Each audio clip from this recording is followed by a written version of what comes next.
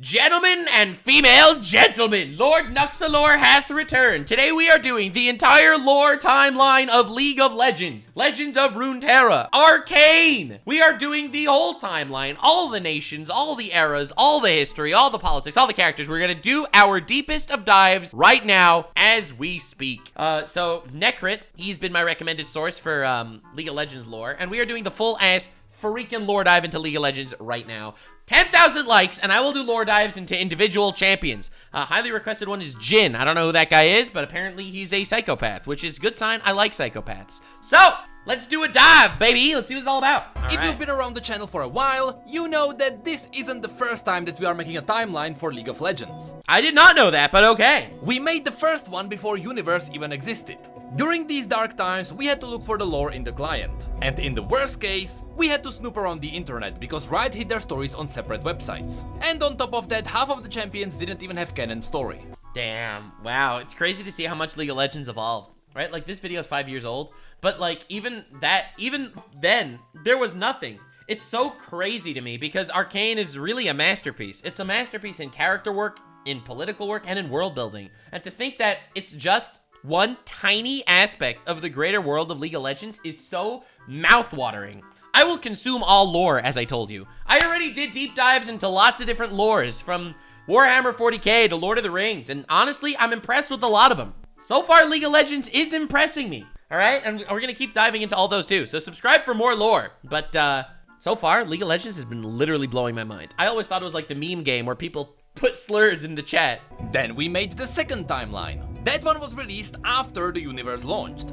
There at least we had the base idea of what the story of League of Legends even is. But because we made that video very close to the release of Universe, most of the stories were not fleshed out. And over the following months, some of the details in the story changed. And suddenly that timeline was full of mistakes. And that's why we are making the third and hopefully the last video on the timeline of League of Legends. That's because today Riot released the Realms of Runeterra book. Let's fucking go, baby. They released the book. The timeline is set. I love that everyone can literally come together to appreciate the fact that League of Legends is so awesome from a perspective of characters and lore, but a fucking abysmal gaming experience. It's so crazy. Everyone I speak to says the same shit. Which is an official summary of the entire story of the world of League of Legends. But more importantly, this book also contains the official timeline of this story. Let's go. And that is what I'm going to show you today. So no more guessing, no more assumptions. What you are about to hear today is set in stone. And the purpose of this video is— I am so fucking ready! They have to explain more about Noxus and the Black Rose and stuff. Dude, there's so much lore, and I feel like we only barely touched on the surface of it. Arcane only had like 10 champions, right? 10 champions. Out of what, 170? Oh my god, there is so much. to give us a guide for the future. So whenever in the future we will need to know when the historical events happened, this video will help us. So, without further ado, let's have a look at the thing the lore community has been waiting for years. The official timeline of Runeterra. I'm ready, baby. Before we start, it is important to note that just like we say that something happened before Christ, because that is how we mark year 0, on Runeterra the foundation of Noxus is year 0. No way! Noxus was that pivotal in like the entire world scale to the point that that is what decided on the date? Okay, so you have to recognize me. Going into this, I have seen the cinematics, I have watched Arcane, aside from Act 3 of Season 2, and I have done a brief like world building deep dive as well, like with the Watchers and all that shit. I didn't realize Noxus was such a pivotal role. I will talk about it more when we get to it on the timeline.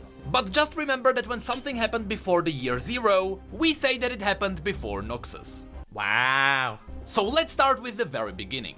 The official timeline doesn't show the very beginning of everything. But we know that something happened because we got proofs in the stories. So, countless eons ago, Runeterra popped into existence. For whatever reason, the Big Bang, you wanna call it God, you wanna call it aliens, whatever it is, that's how the planet came to be. Because you can't have a good sci-fi fantasy story these days if you don't have a timeline that starts at the beginning of existence. This was probably around the time when Aurelian started spreading stars around the universe. In fact, the earliest point in the story we have is the beginning of time. This was mentioned in the story Twilight of the Gods, when the Ascended Warriors rode on the Dragons of Twilight to the beginning of times. Oh shit. This was a form of entertainment to the Ascended. Whenever they wanted, they could just jump on the— Dude, look at this fucking art piece. Wow. Dragons of Twilight. Again, I feel like there's so much actual insane shit in this world. And finally, Arcane is piercing through the veil. Honestly, I hope Arcane is just the beginning of, like, actual good video game adaptations. Like, can you imagine if we got, like, an actual good Warhammer 40k TV show? Like, can you even imagine getting something like that? I can't. And watch the beginning of everything. Either way, that is the earliest point in the story. With this, obviously, we have the entire story of the Watchers, where the Watchers are these creatures from another realm. Yeah. And as stars and planets started appearing in our physical reality, the Watchers, which were these creatures sitting in darkness... Right, these seem to be like the primordial enemy. Ironically, like, using some sort of biblical metaphor, like, imagine these guys are like Satan or whatever. Like, these are demons. In some alternate reality, they're trying to break in for whatever reason, and they're kind of separated.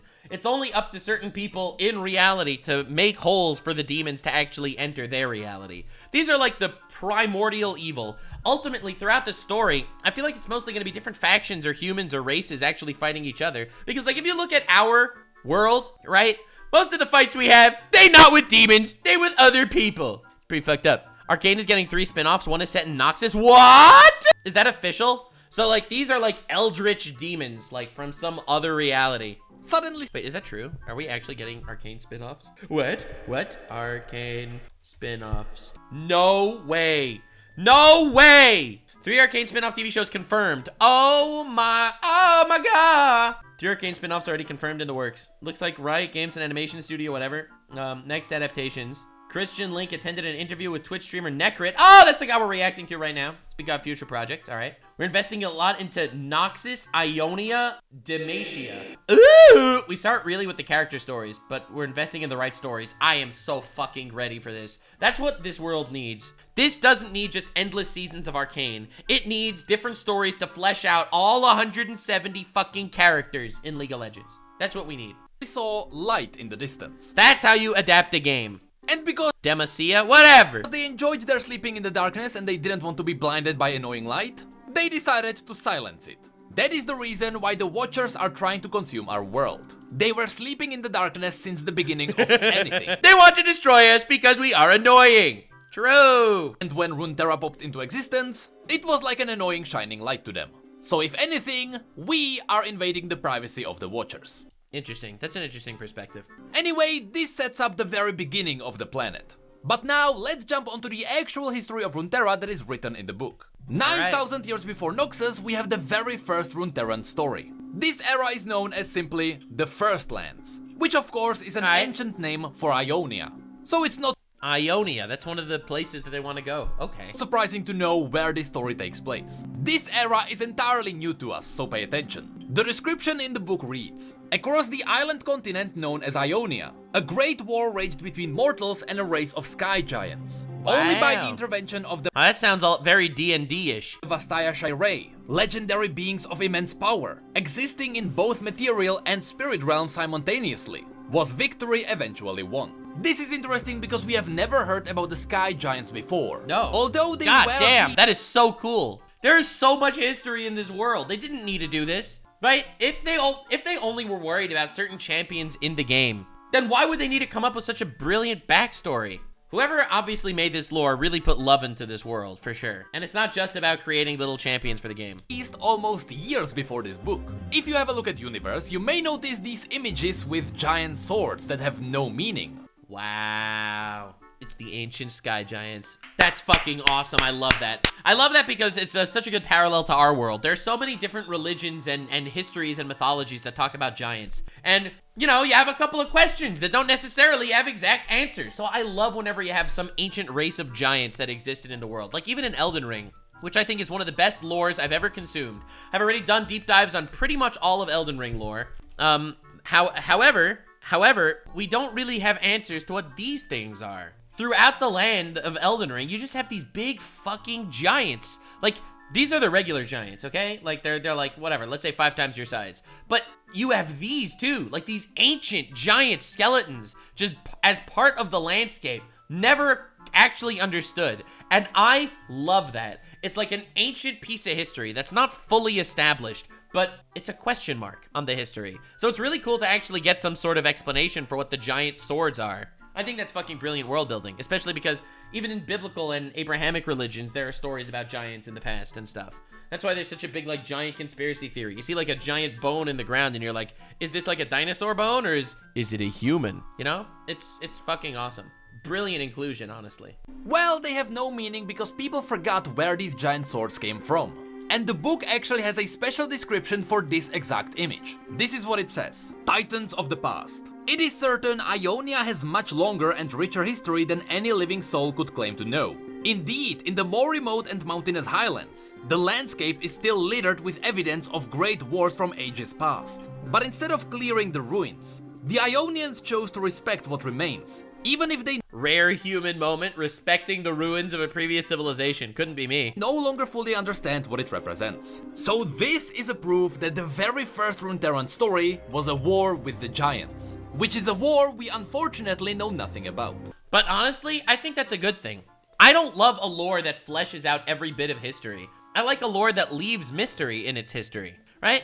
Like, I did a Game of Thrones lore dive as well. I will consume all lore, and I will tell you, I will consume the greatest stories, all right? This channel is rebranding, I guess, in some way. But it is very interesting. Very, very interesting. Because I don't need every bit of history ever to be explained properly. I like the fact that there are mysteries, just like how in the world building of planet Earth, there are mysteries as well. One thing to note is that even for TFT, Riot is using these giant swords for the Ionian maps. So it is clear that Riot might have future plans for this story. Ooh. But now, let's move on. 8,000 years before Noxus, the War of the Three Sisters. The description of this event tries to set everything. This we covered, right? In our original, like, world building video for League of Legends, the three sisters, there's like one is blind and one is deaf and one is mute or something, and they accidentally like release the Watchers into the world, right? That's like a thing. Everything on the right track. Because previously the story of Freljord had some plot holes. This is what the description says. After they defeated the old gods of the north, a feud developed between the sisters Avarosa, Cyrilda, and Lysandra. Lysandra, that's the blind one. The blind one that everyone wants to have sex with. Yes, that's the story. Or maybe I'm just getting confused because that's what my chat kept saying. And quickly escalated into open conflict. The final battle was fought at the gates of Lysandra's citadel, where she sacrificed Dude, look at that fucking art. That is gorgeous.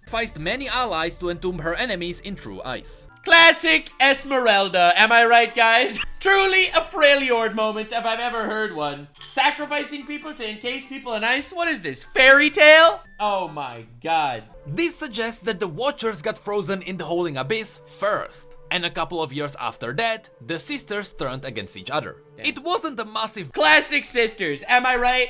Always friendly when there's a greater enemy, but the moment there's a little rift, they will murder each other. Damn. battle that included all three sisters and the Watchers on top of that, like we previously thought. Bro. In reality, according to the book, it was two separate battles. Despite the Interesting. fact that Lysandra's bio still mentions everyone being frozen in one battle. But then again, the story has these plot holes only in Lysandra's version of the story. And that might be happening because Lysandra is trying to hide the truth. That is so fucking cool. That is so cool. So, again, since these stories are told from the perspective of characters, we might be getting propaganda. We might not necessarily get some objective history. Dude, I'm with this! I am loving it! Dude, League lore is literally sucking me in. This is insane. Originally, Stop saying mommy in chat. God freaking damn it, have some dignity. She will freeze your balls off. with this information, I wanted to retell the entire You cannot fix her! Freljordian story as accurately as possible. But it is obvious that Riot has the freedom to tell us more about the Watchers in the future. And with Lysandra being a massive liar, if in the future Riot expanded the story and altered the timeline, it would invalidate this entire video. So instead, just remember that the official timeline mentioned that the sisters defeated the Watchers before they got into conflict. Dang. But now, There was a greater evil, the sisters were allies, the evil left, and then the sisters were left to fight with each other. Classic woman moment. Am I right, chat? High five to women in the audience. I respect you and appreciate your battles. let's move on. Yeah, I'm so excited to do lore dives on all these specific characters. God damn. Let it snow, let it snow. And then they stabbed each other in the heart. 6,000 years before Noxus, a westward migration. Of course, we know this story very well, because it was explained when Qiyana was released. This is where the advanced people of Ishtal spread around the world. Some people migrated to the Blessed Isles, some to the Buhuru Islands, and some to Targon, the deserts of Shurima, and to Valoran. Right. In short, I don't know what any of that shit means. nearly all humans on Runeterra come from the region. Oh, so they were colonizers. Very cool. This is what the description says. Bringing all their ancient knowledge and wisdom with them, settlers from the forgotten lands of the distant east reached the shores of Shurima and Valoran. In time, their descendants would come to rule the greatest civilizations Runeterra has ever known. Notice how the description simply mentions settlers from the forgotten land of the distant east, and how it says that they reached the shores of Shurima and Valoran. Now, Shurima and Valoran are the entire continents, so Damn. the story almost suggests that even the people of Ishtal don't come from Ishtal. Interesting. That is a good analysis. Nux thought the Overwatch Rule 34 was lit. Wait until he discovers the League of Legends Rule 34. Chat, I'm doing this for the lore, okay? This is not for the porn, all right? This is not a porn dives. We're not doing that. We are evolving. We are consuming all lore of every video game, every show with deep lore. We're consuming all of that, okay? Can you stop? But also send me a good source. It suggests that even the people of Ishtal came from somewhere further east. What I'm trying to say is that maybe there is a place further east that is not even on the map. And that is where people came from. Ooh. They landed on the shores of Shurima and Valoran, and from there they spread around.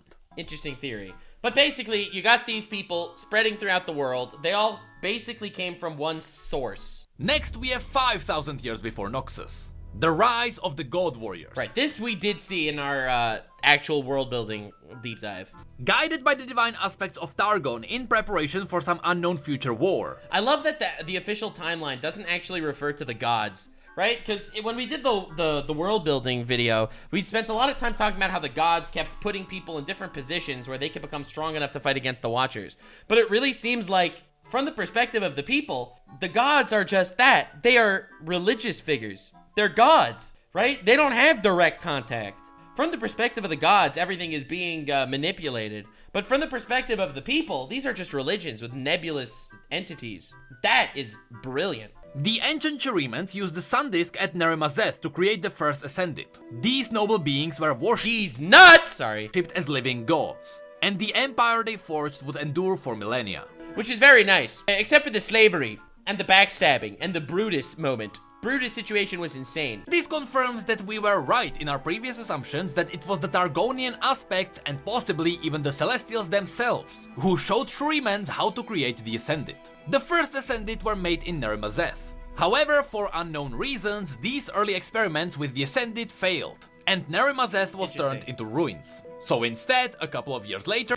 That sounds a lot like Nazareth, damn. But yeah, no, so it is kind of wild. It is kind of wild. So they failed in the past. It really does seem like, I mean, again, like, you know how in Arcane, they obviously fucked up a couple times with the Hex Tech and with all that shit. Singed fucked up with his science. It really seems like mistakes on the process of success is just very much integral to this world. Whether it's on a scientific level, a mechanical level, on a magic level, or even on like some sort of spiritual, godly level.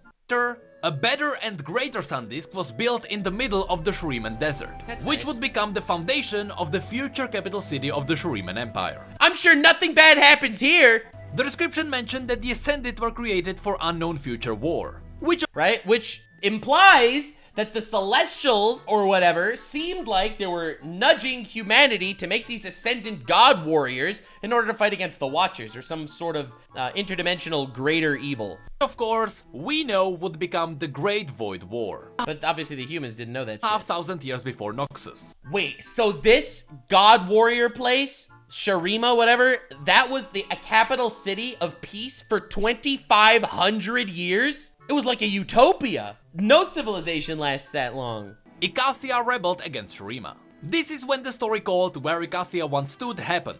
During this story, the Icathian kingdom requested to stay independent from the Shuriman Empire. Obviously, the Emperor of Shurima denied this request. Yeah, big shock. The Emperor didn't want people to actually get shrug off their rule? What? That doesn't sound like what an Emperor would do.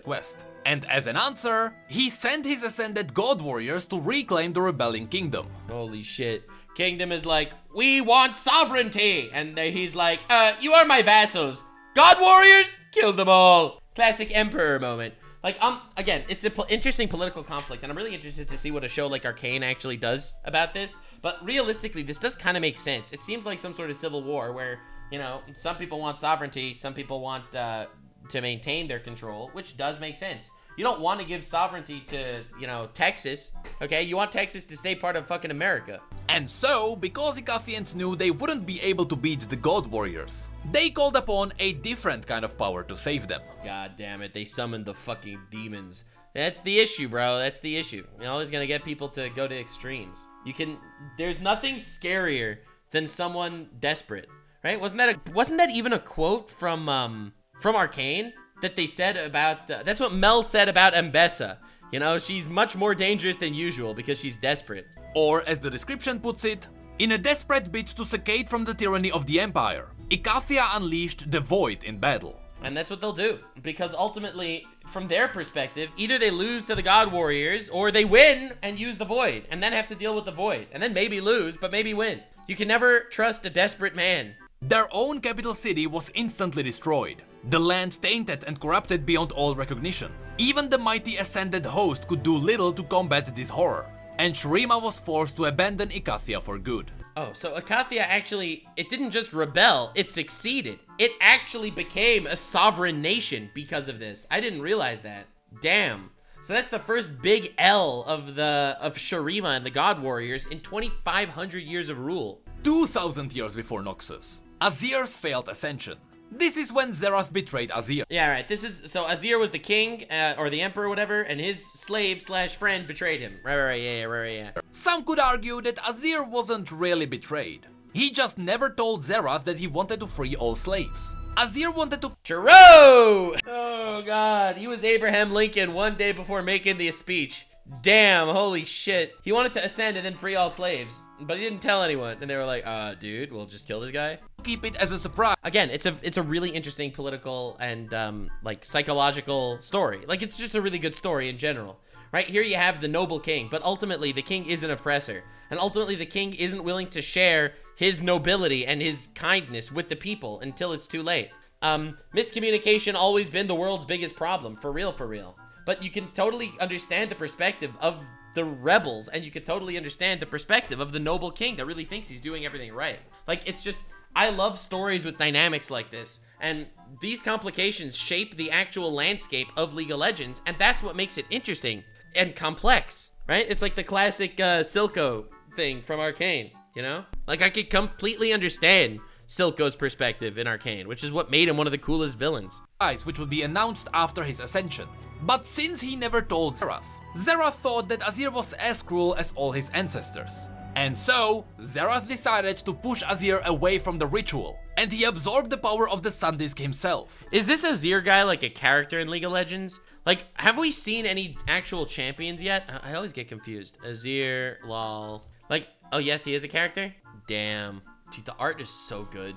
Holy shit. Every time. Just straight bangers. He's a god?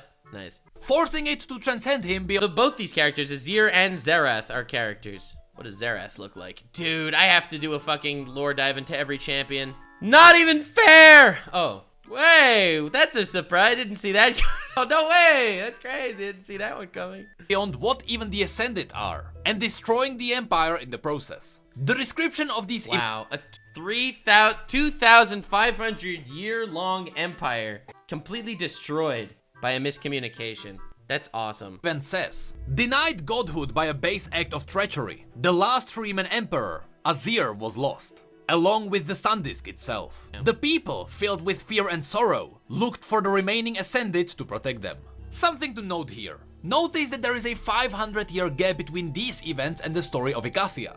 Because Azir was just a normal man during these events, that means that it wasn't Azir who led the Empire into war with Icathia. Oh, interesting. This is a totally new emperor, right? The emperor that fought against Ica with that whole rebellion and shit, that guy's long dead. This is just a whole new guy. It was likely one of his ancestors. 550 years before Noxus, the Great Darkin War. Oh shit. The last sentence of the previous era mentioned that after Azir died and the Sun Disk was destroyed, people turned to the Ascended Warriors to protect them. And that was the foundation of the Great Darkin War. Interesting. So it was 1,500 years of scampering. That's crazy. Like, ultimately, you have to realize this Shurima place was the world power. It was super fucking strong. It had a 2,500 year long regime. And because of one action that killed the Emperor, it completely and utterly destroyed this nation, fragmented it, and left a power vacuum to the point that everyone was scampering to these god warriors or whatever to protect them. Like, it fragmented a great nation. It took 1,500 years to maintain some sort of, society. That's how big of a culture shift it was. For what would a warlord be without an army? Bereft of purpose, and scarred by what they had endured. What cool fucking character designs. In facing the void, many of the Ascended became twisted in body and mind, naming themselves Darkin. Wait, so the Darkin are god warriors that went bad. Interesting. They're corrupt god warriors. And raising hordes of mortal warriors to conquer the world. Eventually, the aspect power vacuum. Right? What do you do when a power vacuum happens? Well, something needs to fill that vacuum, and it's gonna be the cock of this freaking guy over here, who's probably a character in the game, if I had to guess. It's what inspired their creation. Where Kayn? Is Kayn that guy? Dude, y'all killing me here. Kayn, lol. What? This is Kayn? Nani? Is that the same guy? I don't even know. No? Alright. Forced to intervene, imprisoning the Darkin within their own accursed weapons. In other words, after Azir's betrayal, the Ascended Warhost was left without a leader, and with It's Rast? Dude, why are they all such complicated names? Why can't they name them like Steve and Frank? This guy, right? Sheesh. This guy looks spooky as fuck. Dude, it's spelled R-H-A-A-S-T. That's gotta be criminal. Icathia defeated, they were left without a purpose. Combine that with the fact that the minds of the Ascended were already touched by the void, and suddenly they went crazy and started hungering for power. Thus, the Ascended became the Darkin. At this point, the situation was out of control, and the living weapons which the Targonian aspects created to fight the void were now terrorizing humanity. And so, using the power of the moon, the aspects were forced to intervene and imprison the Darkin inside their own weapons. Notice the symbology here. Yeah, that is really interesting. The Sun Warriors became the Darkin, and so they needed to use the moon's power to seal them within their weapons. I yearn for the mines. What are you, fucking Minecraft kid? But anyway, no, so what's interesting is Kayn in their Darkin form absorbs this demon guy. This is Kayn after absorbing Rast. Dude, that's so cool. Dude, we have to do lore dives. The Darkin were technically created using the power of the sun. Yeah, I see the symbology. It's pretty cool. It's very Aztec mythology-esque. It's very focusing on how astral bodies contain like this epic power that does impact, you know, the world below. Somehow, Runeterra is formed and shaped by the cosmos, which definitely fits very well with the whole Lovecraftian entity watcher vibe. Reflecting and Aurelian being like a star dragon in the sun disk. At the end, as we learned from the story Twilight of the Gods, they were sealed using the power of the moon. So the sun and the moon are the primal forces here. They are the beginning and the end.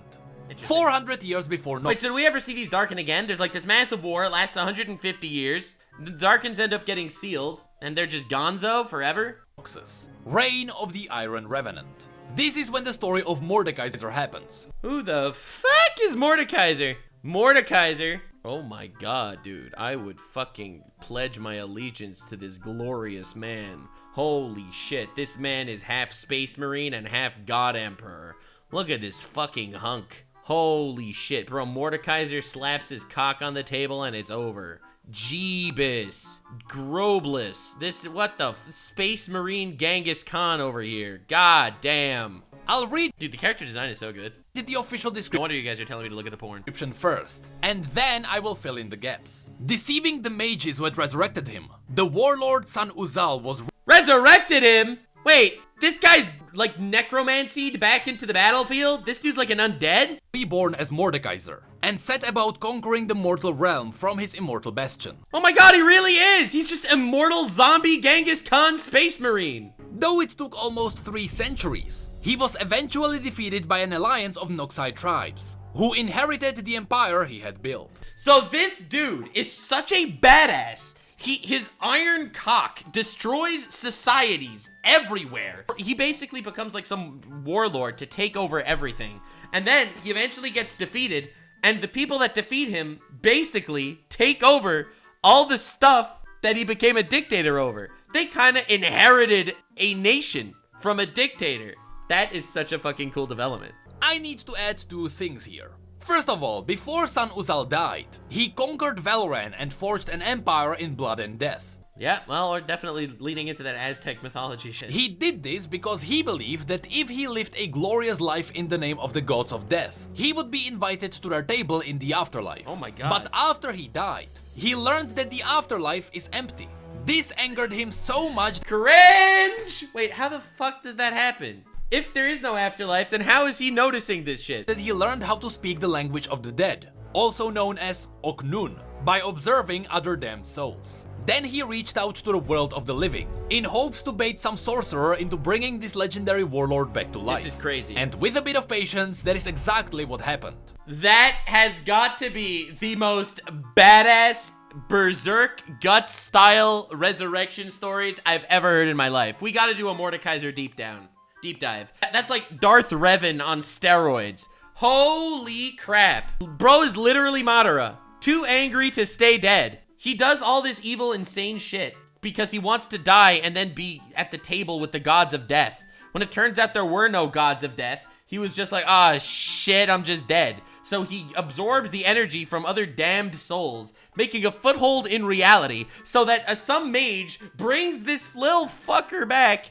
and he controls the world! That has got to be the dankest story I've ever heard. Oh my god, biggest flexes in anime for real. We gotta do a biggest flexes in lore. Mordekaiser is San Uzal's name spoken in Oknun. After this, the description happens. San Uzal was brought back to life as Mordekaiser and he started a new conquest of the world. However, at the end of the description, it says, he was eventually defeated by an alliance of the Noxus tribes. But of course, I suppose that creates Noxus. Of course, we know that it wasn't just a bunch of barbarian tribes who grouped together to take him down. Oh. In reality, Mordekaiser was also betrayed by his own people inside the Immortal Bastion. I guess that's the problem with being some evil fucking dictator guy. You might not have the most loyal soldiers. One of which was LeBlanc herself. Not LeBlanc herself. Yes, I can see why people like League of Legends lore. Yes, that's good character design, I would say. Yes, wow, yes.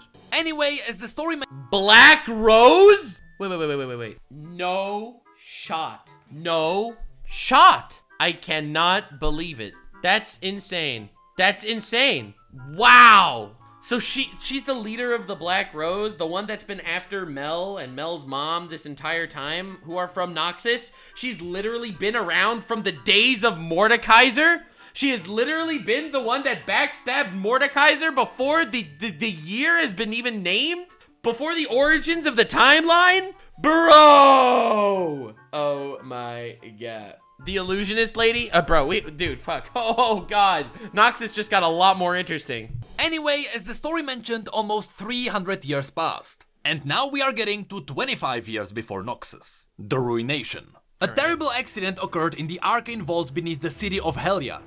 Oh my god. Is this why Heimerdinger was always so against using the arcane and using hex tech? Because 25 years before the calendar starts, there was this massive accident? Hidden away on the Blessed Isles. With the barrier between the mortal and the spirit realms shattered, the souls of the dead were trapped in eternal torment within the coiling black mist. And the newly dubbed Shadow Isles were abandoned by all right-thinking mortals. Of course, everyone knows that the ruination was caused by the ruined king.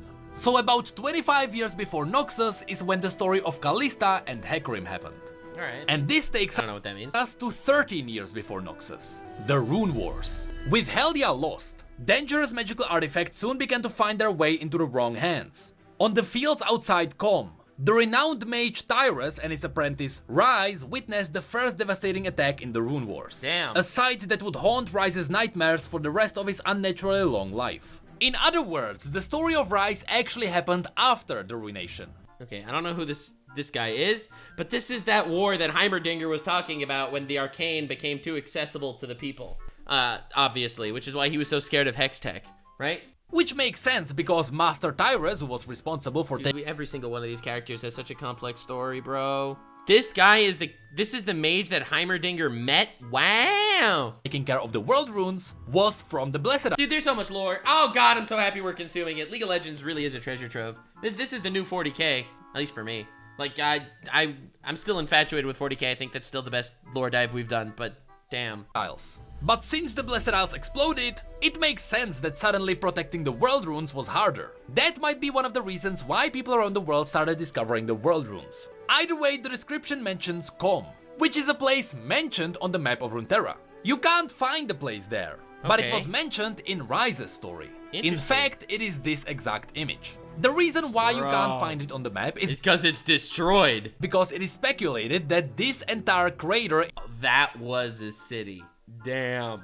In the middle of the sea is this place. There used to be a massive chunk the whole ass doom of Valyria all over again. Of land there. But as the story of Ryze described, the mountains got evaporated and the ocean rushed into the land. That's where this giant hole comes from.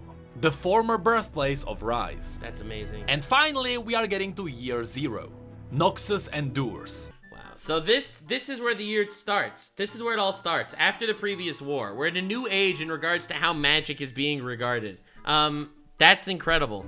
The rune wars escalated across most of the known world. After a decade of almost apocalyptic battle, the last of the Noxai were forced to retreat inside the Immortal Bastion for shelter from the magical fallout. When they finally emerged, the land beyond has been ravaged, but they survived. They were alloyed as a single people. No longer Noxai, but Noxus. Noxus. Yeah! And that's what it happens, the unification of a great nation. This is really the first unified front, seemingly, since like the God Warriors, all the way back in the old days. Back in Shurima. That's incredible. And have marked their calendar from this day ever since. The story here reveals something interesting. Just like some people fled to the forests of Demacia, decades before Demacia was even a kingdom, because the forest itself was able to protect them from magic. People who were on the other side of the continent wouldn't be able to make it there, and so instead they hid inside the Immortal Bastion. And because the Immortal Bastion was empowered by the dark magic of Mordekaiser, it's not a surprise to know that the Immortal Bastion could also protect them from magic. So if you think about it, Demacia and Noxus started during the same event. However, it would take the Mordekaiser fucking bullshit. Demacia much longer to get actually kickstarted. Which takes us to the year 292. The Demacian Crown. Far to the west. I don't know anything about Demacia. I just know that it's going to be one of the settings in the next future Arcane spin-off seasons, whatever. Nation founded by the great champion Orlon crowned its first king. Originally settled by the refugees of the Rune Wars, it was declared that Demacia would be a sanctuary from magic, now and forevermore. Ooh. Of course, if you... Wait, so Demacia was like a mage world, a mage area, and Noxus was like an anti-mage area? That's interesting. Want to know more about Orlon, the person who founded Demacia, you can read the story of Poppy, who is now wielding the Hammer of Orlon. Poppy! I suppose this is a legal... Yeah, I suppose this is like a playable champion. Bro thinks she's a Tinkaton. Dude, little girl with like a fucking massive battle hammer? Oh yeah, dude. That's crazy. Oh god, that's the greatest trope of all time. Interestingly enough, the foundation of Demacia is also tied to other stories. For example, this means that it was around the year 300 when the story of Kael and Morgana happened. Next we get to the year 349. Noxus becomes an imperial power. After a series of... I suppose at this point, the world was kind of in shambles. Right? After the Mordekaiser shit and the Noxai, I imagine there isn't some unified world power. Forced annexations and the fall of the Dragon Gate, the strength of Noxus grew to match its ambitions. The noble houses swore, though it might take 1,000 years, to unify all nations of Runeterra beneath a single banner, and elected a Grand General to lead their war hosts to victory. I mean, yeah, like, I love how they phrase it. That just means they want to conquer the world. They're phrasing it, we would like to unify the people to make a better life for everyone by conquering the world and colonizing them under our rule. Like, you gotta appreciate the framing here. Like, we will enforce democracy whether you like it or not. You are outvoted. Yeah, but since it's coming from Nox's perspective, it's obviously super wholesome, right? They want to unite the world under one banner to make a world of peace and love. This part under one general is super interesting, because this means that Noxus was founded with the exact same philosophy as Demacia. Demacia was also, except mages versus physical might, I guess, founded with the idea of having a shelter for all races of Runeterra. It's super wholesome. I agree. Incredibly wholesome shit. I am so with you. We are a place for everyone, but Noxus seems to want to conquer everyone and put them under their rule. But as time went on, that idea corroded. Uh-oh. But Noxus stuck with it. To this day, Noxus is still the most diverse nation on Runeterra. Let's go! Let's go!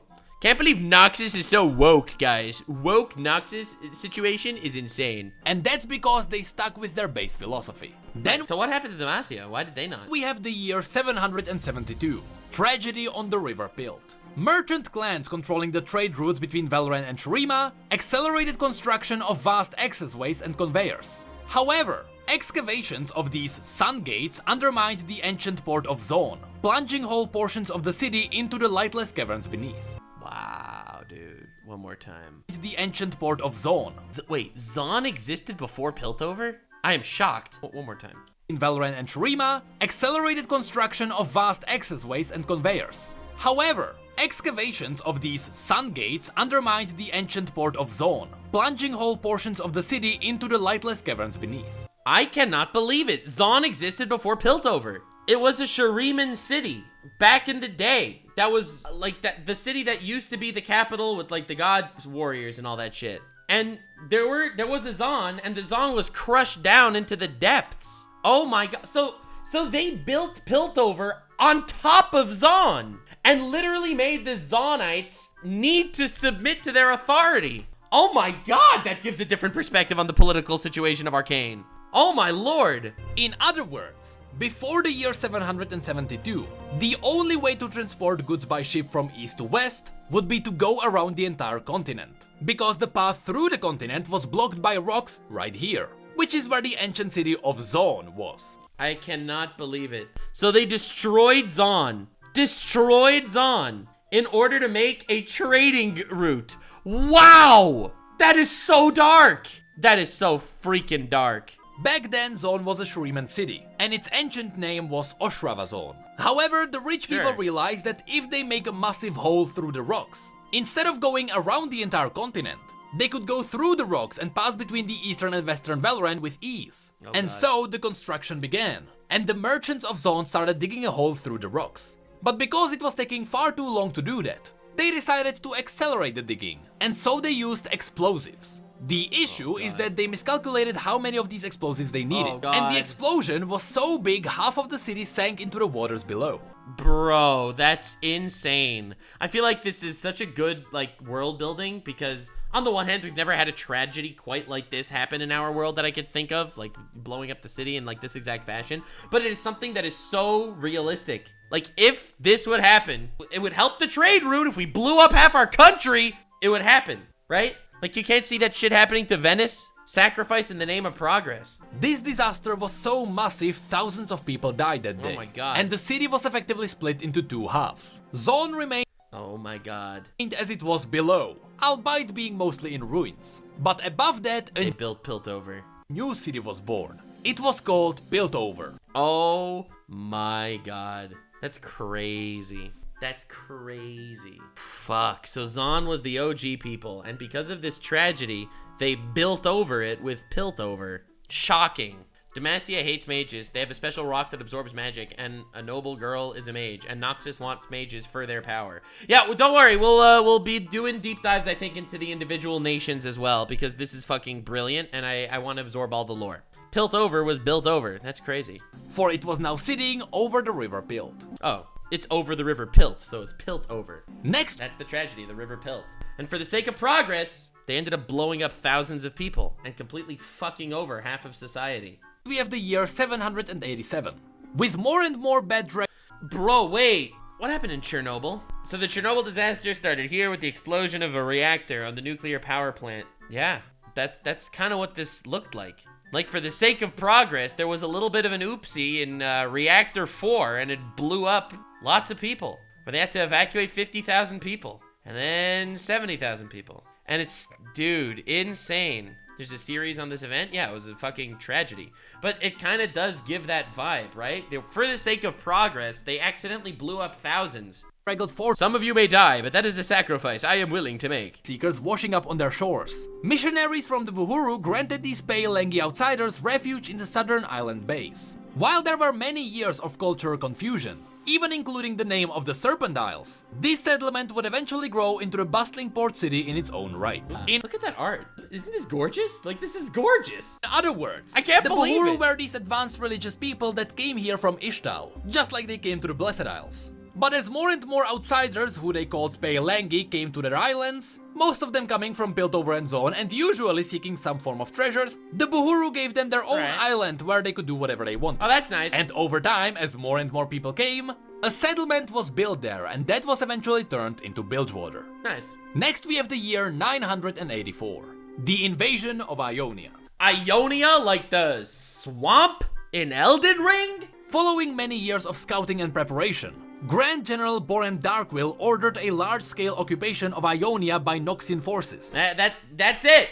Noxus, the brutal expansionist empire. That's what Noxus is. That's what Noxus is. They want peace and harmony and wholesomeness and inclusion and diversity and greatness and good shit. And they will force you to have a good life whether you like it or not. Like, you realize they frame it as a glorious land full of inclusivity and love, all under one great umbrella, and they will conquer people to make sure that that's the case. Dude, so the Romans, I mean, I didn't say it. Although initially met with little resistance, the warhost's brutal advancement across the provinces soon gave rise to fierce retaliations from various Ionian militias, which became more organized after the infamous Battle of the Placidium. Noxian war doctrine is literally kill them until they become family. Holy shit.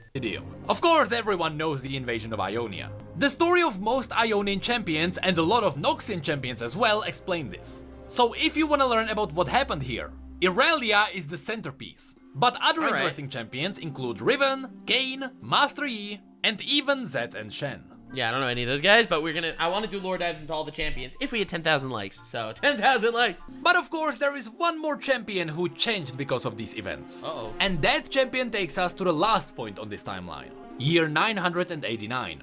Jericho Swain seizes Noxus. Who's that? In spite of his dishonorable discharge from the military, former General Swain enacted a coup with the Noxian capital, disposing and killing Borem Darkwill. In less than a year, Swain had ended the occupation of Ionia, vastly reduced the influence of the noble houses, and established the Triferix Council to govern the empire. Of course, the Triferix... So he's like a man for the people kind of thing. Swain? He sounds like some pompous douchebag. Is he an arcane? No, I don't think he's an arcane. Unless he's gonna be the new main villain in the next season of Arcane. Or in, like, he's in some future spin-off. Like, cause this is the right timeline. Crow Daddy? Alright, chat. is the new hey, but give some respect to Itachi, okay? way Noxus is led. Instead of having one Grand General who acts as a tyrant, and who could also be easily corrupted. Oh, good. Much better. Swain made it a law that Noxus would always be led by 3 people. Honestly, that's pretty fucking based. I mean, listen, I don't know. I'm not gonna say anything, but that's pretty based, right? A lot of people think the crow that Jinx shot in season 1 was his. Interesting. But it's so funny how you have like this 3-eyed raven, the crow, Itachi's crows. Like, you have so many of these shits. But anyway, it is really interesting to see that, like, this is a positive, I'd say, progress for Noxus. I mean, obviously doing a coup d'etat and murdering a lot of the nobles and shit is obviously not pog and not cool, but you can understand why he would have the perspective that you need a council of sorts, 3 people making decisions instead of 1 person that's easily corrupted. It's a lot harder to corrupt 3 people than it is to corrupt 1. Not impossible, but definitely harder. Like, I do respect that. Not for the rest of the world. Yeah, well, you gotta worry about yourself first. Each representing 1 pillar of Noxus: vision, might, and guile. That she's still alive? Bro, she's literally been wandering around for 1,000 years? She betrayed Mordekaiser. How long has she been around for? way with 3 leaders in charge. Alright, we gotta fucking do deep dives on literally every single one of these characters. Holy shit. She's bad? Like bad in the villain way or bad in the I'm gonna go look her up on alternative websites after this way? Noxus could never be corrupted.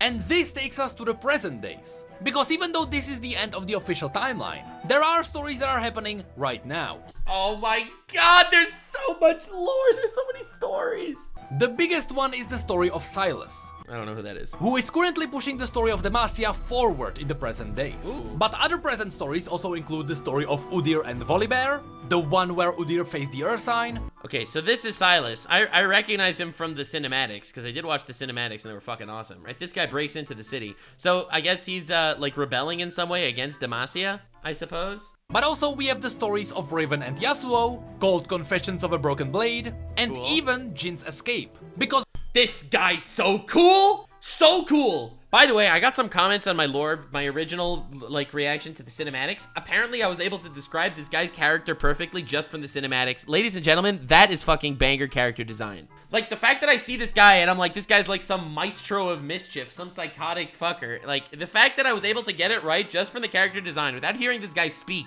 or anything that he did is just a testament to how much love goes into this story. And how good the lore is. remember, even though the story of Jin, Zed and Yasuo starts before the invasion of Ionia, between then and now, Jin was imprisoned and then he was freed. So during God, we have to do lore dives on all these guys. It's not fair. It's not fair. the present days, Zed and Shen are still hunting down Jin. But that is it for the official timeline of Runeterra. Finally, there should be no mistakes and this video should serve as a guide for years to come. Yeah, that's actually really, really good. Really, really good. So, when in the gameplay, you could use champions from every nation, even if they didn't overlap in their lifetimes. I mean, I suppose that makes sense. But, I am so here for future lore dives into Arcane. I strongly doubt that Riot will change the timeline in the future. If anything, they may add to the timeline. As I said at the beginning, the only confusing bit is with Freljord.